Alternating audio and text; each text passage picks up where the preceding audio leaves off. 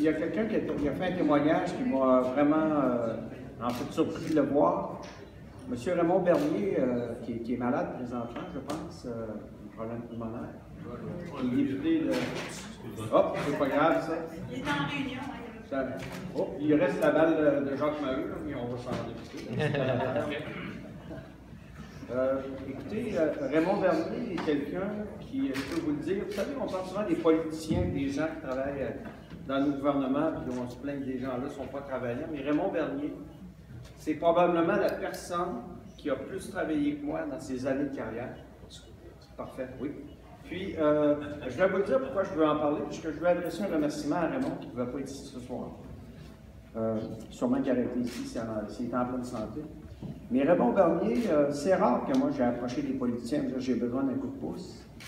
Mais Raymond Bernier m'a aidé dans un dossier. C'est pour ça que je veux en parler, parce que ça mérite de le faire. C'est que j'ai dans ma famille quelqu'un qui voit maintenant le nom de son fils dans une rue de Beauport. Puis moi, bien, en fait, j'avais approché Raymond Bernier et j'ai dit, moi, j'aimerais ça qu'on ait quelque chose à Beauport qui porte le nom de Jean-François Drouin. Puis je vais vous dire pourquoi. Parce que Jean-François Drouin est mort à la fête du travail il y a quelques années en conduisant un blindé en Afghanistan, puis il a explosé avec. Et c'est la seule trace qui reste de l'enfant à ses parents. Et Raymond m'a aidé à le réaliser. Puis ça, là, je veux l'en remercier ici publiquement parce que c'est grâce à lui qu'on a la rue Jean-François Drouin à Beauport. Puis c'est la rue qui porte le nom justement du jeune qui est décédé en Afghanistan en représentant le Canada dans cette guerre qui a été interminable. Et je l'en remercie. Je vais essayer de vous livrer quelques lignes de ce que j'avais préparé, mais j'aimerais ça vous parler de quelque chose d'assez drôle et pertinent. Est-ce qu'il y a quelqu'un qui peut me dire quel triste anniversaire qu'on avait hier, qui touchait quelque chose qui s'est passé à Montréal?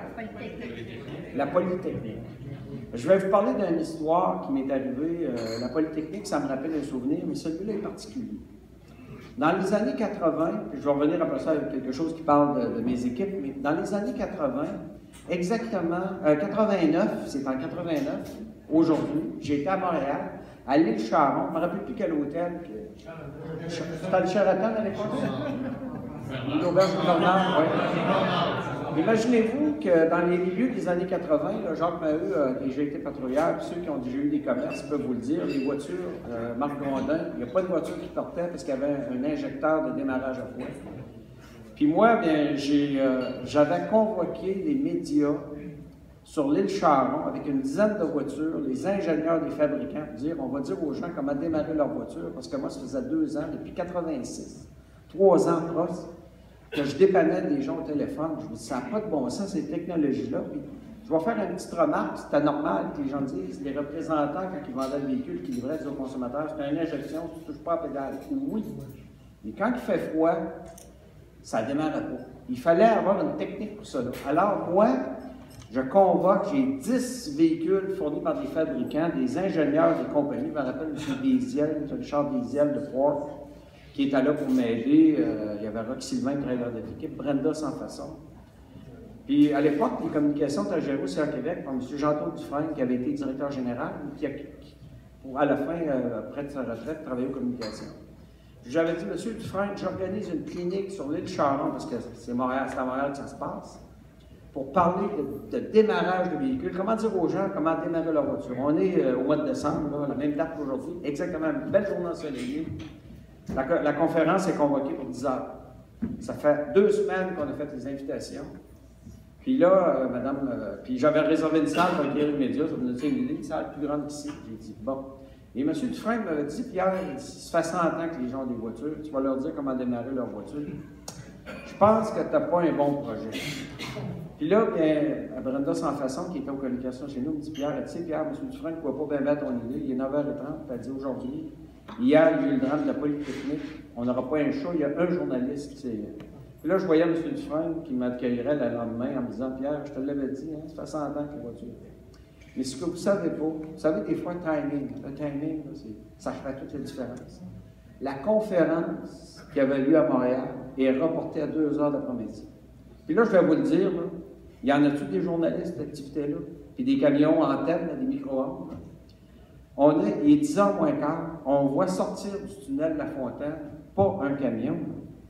Vous savez, des filets de remorques que vous avez vu tout à l'heure, une filée de camions à micro-ondes. Là, je regarde là sans façon. Je me l'avais dit que ça marcherait, mon affaire. Et là, c'est que tous les médias ont regardé ce qu'il y avait à faire. Pierre Baudouin de CA va donner une clinique sur le démarrage de véhicules. Bien, écoutez, ça a fait Bowden, c'est là qui copiait les reportages, là, on appelait la femme Bowden, ils ont eu 2 cassettes. Ça a fait le tour du Canada. Celui qui faisait ma job à Vancouver m'a appelé le lendemain matin. Il me disait, puis il y avait une expression, je ne vous dirai pas en anglais, pour me dire que j'étais un drôle de gars, en me disant que j'y avais montré comment démarrer sa voiture à Vancouver. Ça a fait le tour du Canada, puis le nord-est américain, probablement du sud des États-Unis, peu importe. Mais M. Dufresne, le lendemain matin, il n'a jamais su l'histoire, il dit, t'es un génie, Pierre Baudouin. Mais là, je vous dis ça à toute raison, mais c'était vraiment ça. Mais, écoutez, c'est pour ça qu'aujourd'hui, ben, je me rappelle, puis le lendemain, j'avais eu une page dans le journal Le Soleil. Vous savez un petit peu ce que ça représente.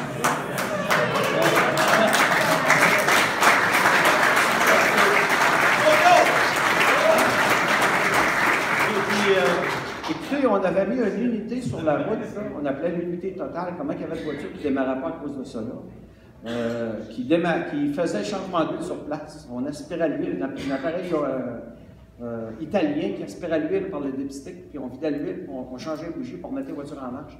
Parce que les gens noyaient les voitures. Je ne sais pas s'il y en a qui ont été témoins de ça, M. Garand, puis Roger Boudreau, des cause start injecteurs. Parce que les gens, à chaque fois qu'ils tentaient de démarrer leur voiture, ils actionnaient à la clé, puis ça noyait le véhicule, puis les patriotes disaient, on peut rien faire avec ça. Tu te rappelles de ça? Bien, on avait dit aux gens comment démarrer leur voiture, puis on avait fait un succès avec ça. C'est une des bons coups. J'avais fait un petit truc, monsieur, les gens en ont parlé. Moi, j'ai commencé comme un simple complice dans une station-service de Québec, puis je vais vous le dire, j'ai appris à l'importance de la confiance dans ce petit travail-là.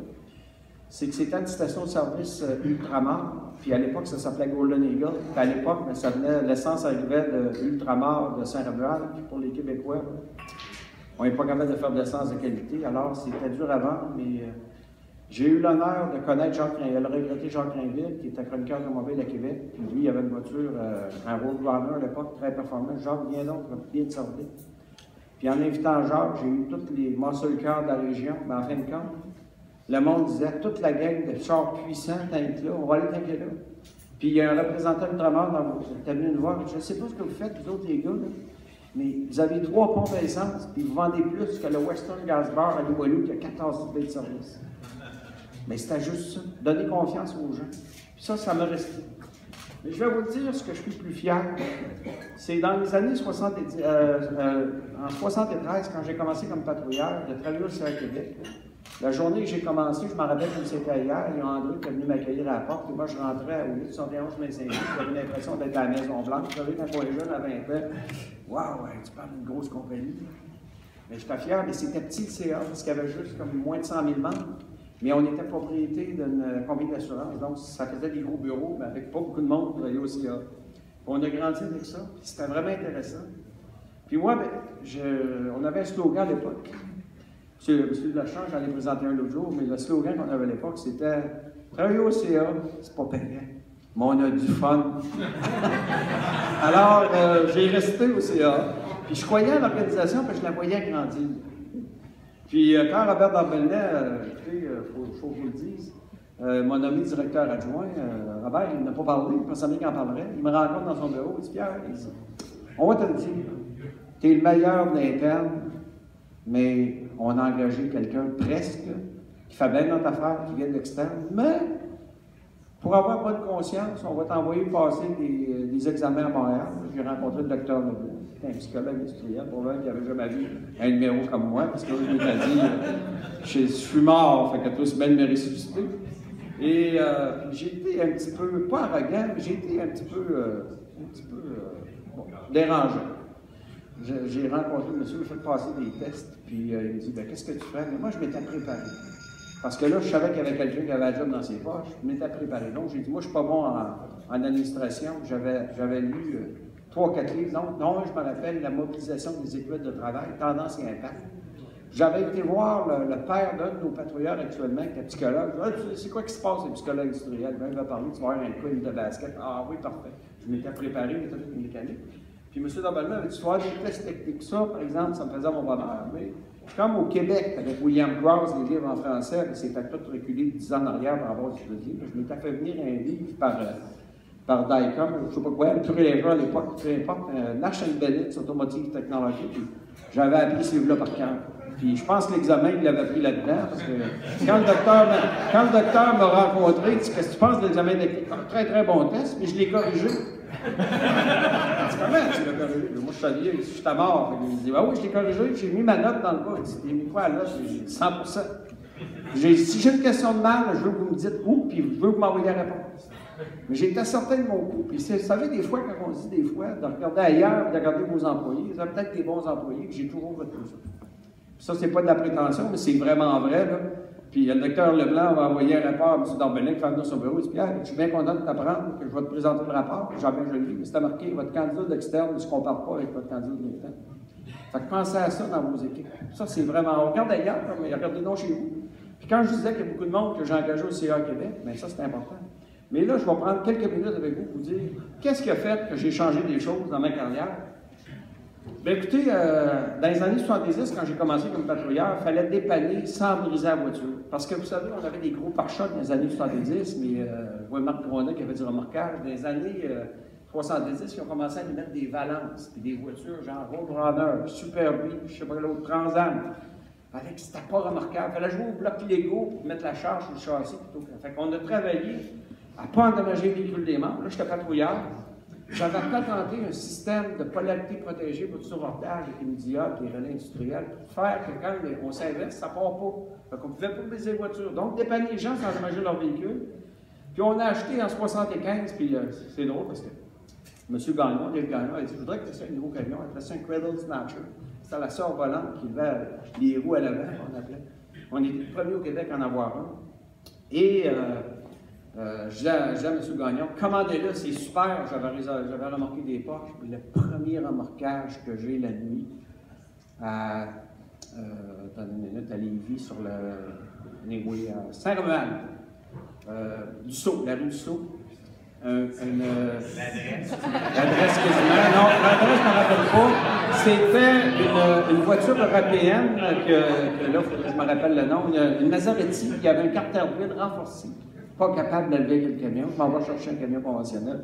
Fait que j'arrive au bureau, j'ai dit, je pense que je ne suis pas certain de ce que j'ai dit, mais en fin de compte, on était les premiers à avoir le meilleur véhicule pareil. Mais c'est pour vous dire que des fois, il y a l'exception qui confirme la règle. Puis moi, ben, je voulais changer l'image des travailleurs de l'industrie. C'est là-dessus que je suis fier. Je vais vous dire pourquoi. Parce qu'un gars de remorque en 1973, là, vous n'auriez pas voulu voir votre conjoint assis sur le banc droit qui voyage avec parce que ça faisait peur. Puis moi, bien, M. Dorbalin, quand je m'en allais directeur adjoint, on venait de déménager au 2600 Boulevard-Laurier. On était près de l'Université Laval. Je dis, moi, je vais changer l'image de cette industrie-là. Fait que j'allais à l'Université Laval, je m'engageais des gars, des étudiants en génie mécanique, puis en droit, puis tout le kit. Savez-vous, c'est quand j'ai eu mon diplôme, c'est qu'à un moment donné, Robert Gillet m'appelle, puis il me dit, Pierre, il dit, je suis en train de me faire dépanner présentement, puis il va se passer quoi avec mon véhicule? J'avais tout dit ce qu'on faisait. Mais la dame qui l'accompagnait, elle dit, Monsieur Baudouin, elle dit, vos employés sont dans une gentillesse remarquable. Puis on avait travaillé fort pour changer l'image, puis je pense que les gens qui connaissent nos employés, on a fixé la norme pour l'industrie, puis cette industrie-là, aujourd'hui, elle se porte bien à cause de ça. Parce qu'on a engagé des gens qui étaient capables de faire de la relation publique, qui pouvaient manifester de la courtoisie, de l'empathie. Puis je me rappelle, un monsieur Alain Lévesque, qui travaillait chez nous, dépannait quelqu'un à Sainte-Brigitte de Lévesque, puis la personne m'a dit, là, votre employé, là, je me figurais l'engueuler, puis j'avais attendu, mais il a été tellement gentil, il m'a tellement désamorcé, que je vous le dis, vous avez des bons employés. Ça démontre c'est quoi, hein? Puis c'est vrai qu'on a fait une centrale d'appel. M. Dorbalin m'avait dit, Pierre, dans ce temps-là, vous savez, le club, on avait des grandes idées, mais on n'avait pas d'argent. M. Lachar m'a dit que c'était encore pareil. Mais... Mais on avait construit la centrale d'appel, puis là, je vous le dis, on avait fait venir, c'était vraiment capoté, en 73, 76, on avait un convoyeur, les téléphonistes mettaient le câble d'appel, puis ça passait à travers un mur. On avait fait de quoi de bien. Mais j'étais tellement jaloux du convoyeur, parce que quand je faisais venir des journalistes et que la caméra, c'est pas moi qui filmais, il filmait le convoyeur, puis le téléphoniste mettait la carte dedans, puis je joue pas aux cartes, parce qu'on avait 3000 cartes bleues devant les yeux, puis ça me dérangeait beaucoup. Mais on a changé l'industrie avec les employés. Puis en 81, j'ai été nommé, je ne sais pas, c'est pas trop long, je suis correct là, dans votre place. En 81, j'ai été nommé directeur des services des garages recommandés. Puis je vais vous le dire, là, on a eu c'était la première année qu'on avait un froid comme ça. Il faisait moins 31 à midi, il faisait moins 29 dans la nuit. Jean Bureau s'en rappelle sûrement. En 81, il y a un employé qui me disait, hier, Pierre, je me suis gelé les mains cette année-là. Et mon père, je suis arrivé ce soir, je suis arrivé chez nous, moi j'ai dit à mon père, je suis totalement découragé, puis ce job-là, je ne la ferai plus l'année prochaine, c'est certain. Et il dit, nul n'est tenu de faire l'impossible, puis il dit, prends donc 5 minutes pour respirer, puis regarde autour, tu vas trouver des solutions. Bien, le lendemain matin, j'étais à la centrale d'appel, la même affaire, moins 31, des vents. Écoutez, je disais aux gens, ne sortez pas, c'est plus dangereux de rouler aujourd'hui avec votre voiture sur la route que de circuler dans un blizzard. Parce que les voitures gelaient. Les gens allaient à la messe de minuit, là, à la messe à 10 h le matin, ils sortaient de l'église, la voiture était congelée. C'était incroyable, ça ne partait plus. Et j'avais fait une recommandation, on dépanne juste sur la route, on dépanne les médecins, les infirmières, les gens. Puis, savez-vous, si moi j'ai eu des critiques au téléphone, la soir, les gens au radio disaient, j'ai 7 invités chez nous, il n'y a pas une voiture qui demande. Fait que CA ne peut pas faire de miracles. Ça a fait de la bonne publicité. Après ça, on a eu le défi de la communication. Moi, à soir, là, si je prends la voiture qu'on a dans Retour vers le futur, là, dans le REM, je vous invite tous, mais à soir, il y a quelqu'un qui vous attend à la porte, puis il part avec vos cellulaires, parce que dans ces années-là, on avait une fréquence radio, puis on avait 40 camions sur la route. Fait que comptez ça, 60 minutes par 40 camions, on n'était pas capable de parler au monde. C'était ça notre défi. Puis, quand j'ai eu ma journée de moins 31, puis j'ai regardé autour, j'ai dit, il faut que je trouve une solution. Mon père me l'a dit, il y avait un jeune qui s'amusait avec son Jeep sur place Sainte-Foy. J'ai dit, lui, il pourrait travailler pour moi. L'année d'après, j'ai dit à M. Darbelner, j'ai dit, moi, là, donne-moi le budget d'un camion, puis je double la flotte. Mais j'ai justement pris des gens de métier, puis on a installé des batteries, des phares rotatifs, des panneaux magnétiques. On a formé le monde, on a mis tout ce qu'il fallait. J'ai doublé la flotte, le coût d'un camion. On a appelé ça la flotte d'urgence, puis il y en a dans beaucoup de provinces canadiennes, puis même probablement certains États, puis on retrouve en Europe. On a rayonné, on a fait en 84, on avait un bateau sur le fleuve, on avait une moto de police pour dépanner les gens sur la route. On a éduqué les consommateurs, l'île Charon, je vous le disais tout à l'heure. On a eu M. Pigeon ici, qui est de NRC. C'est un inventeur québécois. M. Pigeon, il vend des camions partout aux États-Unis, les industries NRC. Il a fabriqué en 88 le premier camion plateforme Inno, là, pour nous. On est les premiers à en avoir un, puis je vous le dis, là, il y en a partout aujourd'hui. Il faut croire à des idées, des fois. On a amélioré l'efficacité de la centrale d'appel. On a travaillé avec d'autres clubs pour avoir un système de terminaux véhiculaires, le DINET. Moi, j'avais été voir des gens à Kitchener. On avait eu la collaboration d'un tout petit club qui a pu nous aider. Donc, on a été capable de remplacer la problématique de la communication. Et moi, quand je vois un cellulaire puis je vois qu'on peut prendre des photos digitales, le secrétariat de notre équipe, là, quand on faisait des bulletins techniques pour informer les garagistes, là, puis qu'on prenait des photos, on disait, ben non, on met une photo, puis fais un texte autour, brode-nous un texte autour, puis en travaillait dessus. Non? Quand je vois des caméras aujourd'hui, tu fais un texte, tu mets une photo digitale, tu passes. Hein, vous savez, c'est quoi? On a travaillé. C'est comme une terre, je dis, la maison sur la terre a 200 ans, ils ont fait cette terre-là avec des chevaux. Moi, je me dis, chez nous, on a travaillé avec des chevaux plusieurs années. Puis, on a amélioré la qualité de service chez nos garages recommandés. On est le premier club à faire des sondages, 20 000 sondages, 25 000 sondages à tous les 2 ans, pour savoir ce que les gens pensent de vous. En fait, on a été des leaders dans tout. Puis, je me dis, le CA m'a permis de grandir, puis m'a permis aussi de connaître les gens. Parce que vous savez, je dis toujours aux gens, le CA, c'est une grande famille. Mais à ce moment-là, je suis en train de dire, moi, changer mon discours, le CA, c'est une grande communauté. Vous me faites plaisir d'être là, puis j'en reviens pas. Il y a des gens qui ont fait des voyages incroyables. Je vois Pierre-Marc qui vient de Saint-Jean-sur-le-Chalier avec sa conjointe. Jean Bureau, qui est le premier garagiste qui a cru en moi. Parce que M. Darbelner, il en a parlé tantôt. Il m'avait dit, Pierre, faut que tu me règles le problème à Trois-Rivières. Mais je vais vous conter quelque chose. J'ai dit, Robert, je vais te régler le problème. On va visiter tous les garages du Québec, on va me faire des munitions pour Trois-Rivières, puis ça va pas bien. Puis je me rappelle, j'avais été voir M. Bergeron à l'époque, qui avait une station-service. Puis quand j'avais vu cette station-service-là, je suis arrivé à Québec, je disais, je peux aller nous en montrer, je suis allé en apprendre. Gilles Bergeron, avec, je vois son frère qui est là, puis à l'époque des jeunes qui étaient pompistes puis mécaniciens. Mais j'ai appris, j'ai amélioré. Les gens bureaux, je les ai rencontrés, puis je dis, Jean, je voudrais que tu me trustes, que tu sois avec nous. Puis il a pris son téléphone, puis il a appelé un de ses amis qui était dans un magasin de pièces, Bourget et Millette, me trompes-tu? C'est ça, hein? J'ai dit, je devrais-tu embarquer dans le CA? Puis le gars, au bout d'année, il dit oui. Je dis, merci, Jean. Mais on a tout changé de service à Trois-Rivières. Puis Trois-Rivières a été, depuis ce temps-là, la meilleure place au Québec. M. Dorbellin en parlait parce qu'il me disait, c'est notre bête noire, Trois-Rivières. Puis, une des dernières choses que j'ai fait, on a fait des sondages, fait de la qualité. Mais à un moment donné, j'avais peur des vols de voitures, parce que vous savez, dans notre région, on peut avoir des gens plus ou moins en aide. J'ai fait des choses qui ont été assez avant-gardistes. J'ai pris des ententes avec les municipalités pour faire le remorquage, ce qui a été vraiment le meilleur filtre de qualité de service des gens de l'industrie du dépannage. Je suis allé voir le directeur général de la Sûreté du Québec, j'ai dit, je veux te remorquer tes voitures, puis il m'a dit oui. On avait remorqué pendant plusieurs années toutes les voitures de la Sûreté du Québec. Je peux-tu vous dire de quoi? Il me demandait tous les employés des garages, puis tous les commerces, puis c'est pas long qu'ils m'ont dit, il y en a un dans une région minière là, que tu es mieux de ne pas avoir, puis il y a une région que tu es mieux de ne pas avoir de garage du tout. Donc on avait retiré nos garages, puis on a été 6 ou 7 ans à ne pas avoir de garage à un endroit où tout le monde arrête quand on monte à Montréal.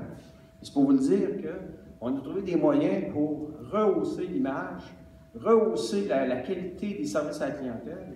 Puis c'est quoi qui fait la différence entre un avion qui va bien et un avion qui va se poser sur un aile, c'est le pilote. C'est la même affaire chez vous dans vos entreprises. C'est votre monde, puis c'est vos employés. Puis moi, je parlais là, du dépannage, puis pourquoi j'ai eu à changer l'image pour engager des gens qui vont faire d'autres choses. Puis c'est vrai chez nous, là, si vous enlevez les employés que j'ai engagés, ben, il y a un étage qui fait. Et ça, là, c'est important pour moi parce que je me dis, à chaque fois que j'engageais quelqu'un, je posais assez de questions. Puis j'avais une mémoire photographique de ce qui se passait sur le CV. Quand j'ai engagé Jacques Maheu, il n'avait jamais travaillé à nulle part. Mais lui, là, non, mais je peux vous le dire. Non, mais je peux vous le dire. Non, il n'avait jamais travaillé à quelque endroit. Et savez-vous quoi? Il dégageait avec le fleur de son père la patinoire municipale. Il travaillait avec les œuvres. Hey, j'ai moi ce gars-là, là.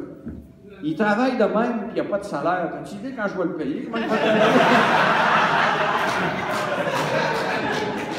Puis l'autre affaire, je le savais qu'il y avait de l'entre-gens, puis je le savais qu'il était capable de... Parce que Jacques, là, au niveau des garages de commandés, si on a un réseau qui fait l'envie, ben, je peux vous dire que c'est un des artisans.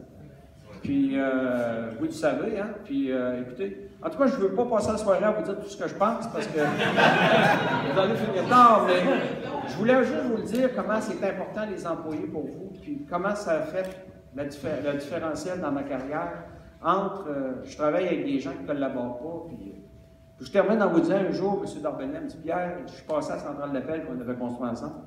La police vient d'appeler, ils ont besoin de 20 camions. J'en avais 6 sur la route. J'ai dit, Robert, dans quelques minutes, je vais avec ça. Mais il est à 5h15, je savais que mes gars étaient tous à brasser à houblonnière en arrière. J'espère qu'ils vont pas commencer à prendre un verre. J'arrive là, les gars, j'ai besoin de vous. Vous n'avez pas pris de bière? Non, donc on est encore en train de parler, les pots à plein. Je dis, la semaine prochaine, je vous les paye toutes les pots. Mais retournez sur la route, les gars. Dans 15 minutes, j'appelle M. Dorbellin, toute la flotte est là. Puis là, il me dit, hein? Comment tu as fait ça? Lui, il ne savait pas l'histoire. Ça, c'est du win-win, c'est de la reconnaissance. Puis je peux vous le dire, l'équipe que j'ai chez moi, là, je leur dois une fière chanteuse. Alors, merci beaucoup. Puis, en passant, je vois Carole Larose, parce que je ne peux pas oublier quelque chose. La certification Clé verte, c'est grâce à toi, c'est pas Pierre Baudouin, c'est toi qui as eu l'idée. Puis en plus, tu te rappelles, quand on avait été demandé du financement, on avait un monsieur c'est lui qui donnait la Switch Challenge. Imaginez-vous que Carole a rentré dans la voiture du monsieur sur le parking. Puis là, on allait le voir dire, ben il y a quelqu'un qui a brisé sa voiture, puis c'est lui qui vient de donner le go pour la certification Clé verte. Mais on l'a eu pareil. Puis bravo Carole, parce que Clé verte, c'est un outil de plus pour nous, puis c'est toi qui as eu l'idée. Je pense qu'on a travaillé fort ensemble, mais l'idée vient de toi. Merci.